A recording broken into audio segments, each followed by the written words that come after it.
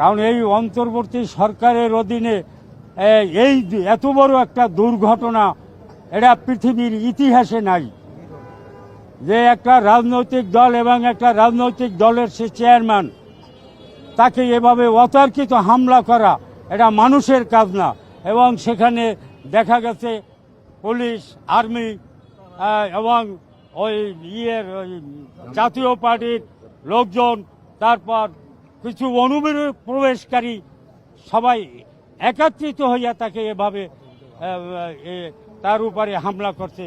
এই হামলা আমি এর তীব্র নিন্দা জানাই এবং স্বরাষ্ট্রমন্ত্রী এবং এটা অন্তর্বর্তী সরকার ডক্টর মোহাম্মদ ইউনূসকে আমি বলবো, এর জন্য সমুচিত শিক্ষা দিয়ে এদের বিচার করা হয় এই বাংলার মাটিতে।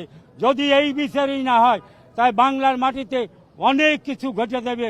কারণ যেই দেশের কোনো প্রশাসন কোনো একটা দলের সাপোর্ট করে খামাখা, এবং যেই দেশের অন্তর্বর্তী সরকার একটা দলের সাপোর্ট করে, সেই দেশের মানুষ কিভাবে ওই দেশে বসবাস করে?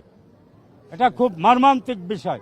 সে তো এখন সে ভালো হোক, আমি এইটাই কামনা করি।